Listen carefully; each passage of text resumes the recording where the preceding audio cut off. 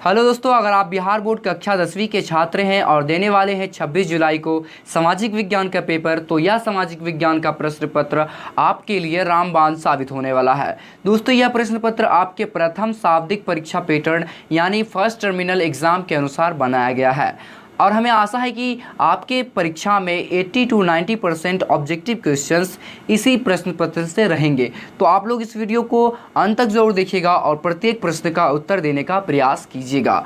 तो चलिए हम वीडियो को स्टार्ट करते हैं। तो आपके सामने पहला प्रश्न है। देखिए, पहला प्रश्न कह रहा है कि यूरोप वासियों के लिए किस देश का साहित्य एवं ज्ञान विज्ञान प्रेरणा स्रोत रहा। आपको बताना है कि यूरोप वासियों के लिए किस देश का जो है साहित्य एवं ज्ञान विज्ञान प्रेरणा स्रोत रहा। तो इसका राइट आंसर ऑप्शन बी होगा, यानी यूनान का दोस्तों यूरोप वासियों के लिए साहित्य एवं ज्ञान विज्ञान प्रेरणा स्रोत रहा। चलिए नेक्स्ट देखते हैं। क्वेश्चन नंबर 2 कह रहा है कि इटली एवं जर्मनी वर्तमान में किस महादेश के अंतर्गत आते हैं। तो दोस्तों, इटली और जर्मनी जो है वो अभी वर्तमान में यूरोप महादेश के अंतर्गत आते हैं, यानी ऑप्शन सी इसका राइट हो जाएगा। चलिए अब अगले प्रश्न को देखते हैं। दोस्तों, आपके परीक्षा में सेम टू सेम इसी तरह का प्रश्न पत्र आएगा और इसमें से आपको 48 प्रश्न दिया जाएगा, जिसमें केवल आपको 40 प्रश्न का ही उत्तर देना है। चलिए नेक्स्ट देखते हैं। अभी क्वेश्चन नंबर 3 है आपके सामने। रूस में जार का अर्थ होता है। तो दोस्तों, रूस में जो जार का अर्थ होता है वो होता है रूस का सम्राट, यानी ऑप्शन डी इसका राइट होगा। चलिए अब अगले प्रश्न को देखते हैं। क्वेश्चन नंबर 4 है आपके सामने। हिंद चीन क्षेत्र में कौन कौन से देश आते हैं। आपको बताना है कि हिंद चीन क्षेत्र में कौन कौन से देश आते हैं। तो दोस्तों, कंबोडिया, वियतनाम और लाओस, यानी इसका ऑप्शन सी बिल्कुल राइट हो जाएगा।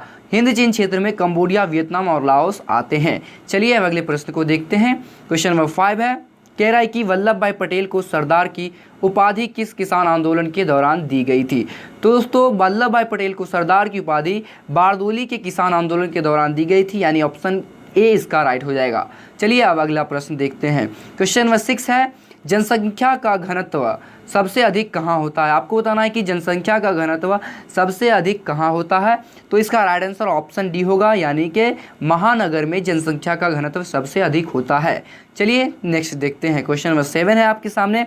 भारत के लिए पहला फैक्ट्री एक्ट किस वर्ष पारित किया गया था। तो दोस्तों, भारत के लिए पहला फैक्ट्री एक्ट 1881 में पारित किया गया था। तो इसका राइट आंसर ऑप्शन सी होगा। नेक्स्ट क्वेश्चन है आपके सामने 8 नंबर है। गिरमिटिया मजदूर बिहार के किस क्षेत्र से भेजे जाते थे। तो दोस्तों, गिरमिटिया मजदूर बिहार के पश्चिमी क्षेत्र से भेजे जाते थे, यानी ऑप्शन डी इसका राइट होगा। चलिए अब अगला प्रश्न देखते हैं। क्वेश्चन नंबर 9 है, वर्नाक्यूलर प्रेस एक्ट से बचने के लिए किस पत्र ने रातों रात अपनी भाषा को बदल दी। आपको बताना है कि वर्नाक्यूलर प्रेस एक्ट से बचने के लिए किस पत्र ने रातों रात अपनी भाषा को बदल दी थी। तो वो है दोस्तों अमृत बाजार पत्रिका, यानी इसका ऑप्शन सी बिल्कुल राइट हो जाएगा। चलिए अब अगले प्रश्न देखते हैं। क्वेश्चन नंबर 10 है आपके सामने। पूर्ण स्वराज की मांग का प्रस्ताव कांग्रेस के किस अधिवेशन में पारित हुआ था। तो इसका राइट आंसर ऑप्शन ए होगा, यानी लाहौर अधिवेशन में पूर्ण स्वराज की मांग का प्रस्ताव पारित किया गया था। चलिए अब अगला प्रश्न देखते हैं। क्वेश्चन नंबर 11 है, भारत के किस स्थान पर पहला परमाणु ऊर्जा केंद्र स्थापित किया गया था। तो दोस्तों, तारापुर में सर्वप्रथम भारत में परमाणु ऊर्जा स्थापित किया गया था, यानी इसका ऑप्शन डी बिल्कुल राइट हो जाएगा। चलिए अब अगला प्रश्न 12 नंबर देखते हैं। 12 नंबर कह रहा है कि प्राकृतिक गैस किस खनिज के साथ पाया जाता है।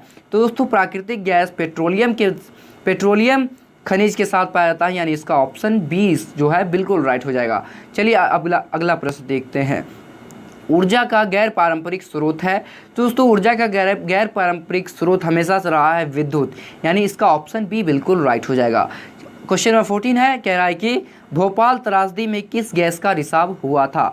तो दोस्तों, भोपाल त्रासदी में मिथाइल आइसोसाइनेट का जो है वो रिसाव हुआ था। तो इसका राइट आंसर ऑप्शन सी हो जाएगा, मिथाइल आइसोसाइनेट। अगला प्रश्न है आपके सामने, फाल्टा विशेष आर्थिक क्षेत्र कहाँ स्थित है। तो दोस्तों, फाल्टा विशेष आर्थिक क्षेत्र पश्चिम बंगाल में स्थित है। तो इसका ऑप्शन बी बिल्कुल सही हो जाएगा। चलिए 16 नंबर प्रश्न देखते हैं। 16 नंबर प्रश्न है आपके सामने, संजय गांधी जैविक उद्यान किस नगर में स्थित है। तो दोस्तों, संजय गांधी जैविक उद्यान आपका पटना में स्थित है। तो इसका राइट आंसर ऑप्शन डी हो जाएगा। चलिए अब अगला प्रश्न देखते हैं। क्वेश्चन नंबर 17 है, मंदार हिल किस जिला में स्थित है? तो दोस्तों मंदार हिल आपका बांका जिला में स्थित है। इसका ऑप्शन सी बिल्कुल राइट हो जाएगा। चलिए अब अगला प्रश्न देखते हैं। कह रहा है कि उच्चवाच प्रदर्शन के लिए हेस्यूर विधि का विकास किसने किया? तो दोस्तों उच्चवाच प्रदर्शन के लिए हेस्यूर विधि का विकास लहमान ने किया था। तो इसका राइट आंसर ऑप्शन बी हो जाएगा। चलिए अब अगला प्रश्न देखते हैं। सासाराम नगर का विकास हुआ था। आपको बताना है कि सासाराम नगर का विकास कब हुआ था, यानी किस युग में हुआ था। तो इसका राइट आंसर ऑप्शन ए होगा, यानी मध्य युग में सासाराम नगर का विकास हुआ था। क्वेश्चन नंबर 20 है आपके सामने। सीमेंट उद्योग का सबसे प्रमुख कच्चा माल क्या है? तो इसका राइट आंसर ऑप्शन ए आपको याद रखना है, यानी चूना पत्थर। चूना पत्थर दोस्तों सीमेंट उद्योग का सबसे प्रमुख कच्चा माल है। चलिए अगला प्रश्न देखते हैं। क्वेश्चन नंबर 21 है। भारत में राष्ट्रीय स्तर पर पंचायती राज की स्थापना कब हुई? तो इसका राइट आंसर आपको हमेशा याद रखना है, ऑप्शन ए, यानी 1959 ईस्वी में भारत में राष्ट्रीय स्तर पर पंचायती राज की स्थापना की गई थी। चलिए अब अगला प्रश्न देखते हैं। क्वेश्चन नंबर 22 है। बिहार में पंचायती राज का स्वरूप है। तो दोस्तों बिहार में पंचायती राज का स्वरूप ग्राम पंचायत, पंचायत समिति एवं जिला परिषद, यानी कि इनमें से सभी है। तो ये तीनों दोस्तों बिहार में पंचायती राज का स्वरूप है। चलिए अब अगला प्रश्न देखते हैं। क्वेश्चन नंबर 23 है। इंडिका पुस्तक के लेखक कौन है?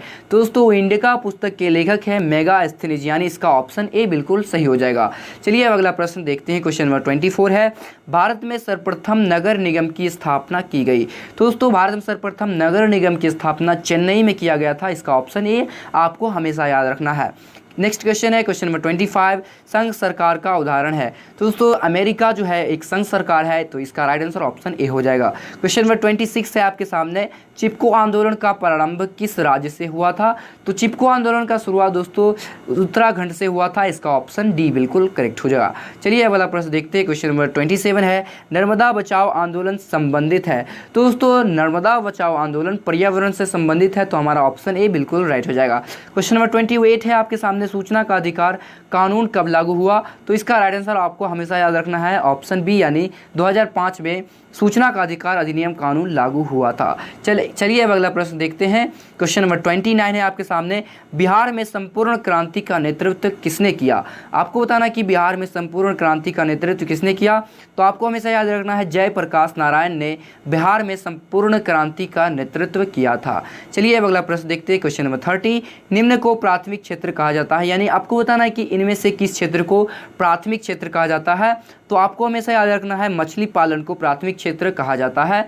तो इसका राइट आंसर ऑप्शन बी हो जाएगा। चलिए अब अगला प्रश्न देखते हैं। क्वेश्चन नंबर 31 है। योजना आयोग का अध्यक्ष कौन होता है? तो दोस्तों योजना आयोग का अध्यक्ष होता है प्रधानमंत्री, यानी ऑप्शन बी इसका राइट होगा। चलिए अगला प्रश्न देखते हैं। फर्स्ट क्वेश्चन नंबर 32 है। भारत में वित्तीय वर्ष होता है। तो इसका राइट आंसर ऑप्शन ए आपको हमेशा याद रखना है 1 अप्रैल से 31 मार्च तक भारत में वित्तीय वर्ष होता है। चलिए अब अगला प्रश्न देखते हैं। क्वेश्चन नंबर 33 आपके सामने। दादा भाई नौरोजी ने सर्वप्रथम राष्ट्रीय आय का अनुमान कब लगाया था? तो दोस्तों भारत में सर्वप्रथम राष्ट्रीय आय का अनुमान दादा भाई नौरोजी ने लगाया था, जो कि लगाया था 1868 ईस्वी में, यानी ऑप्शन ए इसका राइट होगा। चलिए अब अगला प्रश्न देखते हैं। क्वेश्चन नंबर 34 है। मुद्रा का कार्य है। तो दोस्तों मुद्रा का कार्य है मापन, संचयन और भुगतान।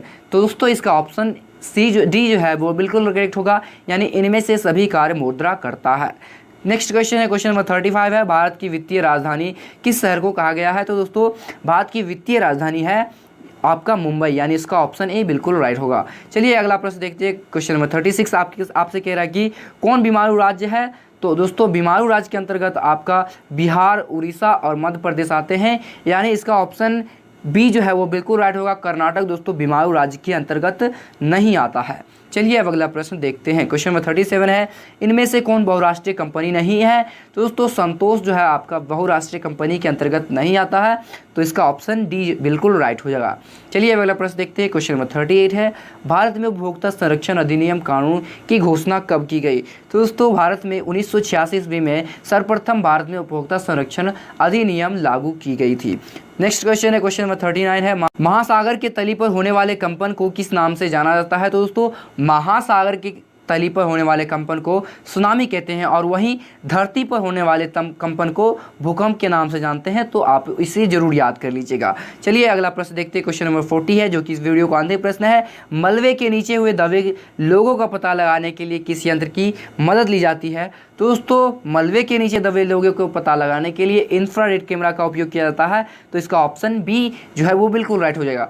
तो दोस्तों कैसा लगा ये वीडियो आप लोग कमेंट करके जरूर बताइएगा। तो मिलते हैं किसी नेक्स्ट वीडियो में, तब तक के लिए धन्यवाद।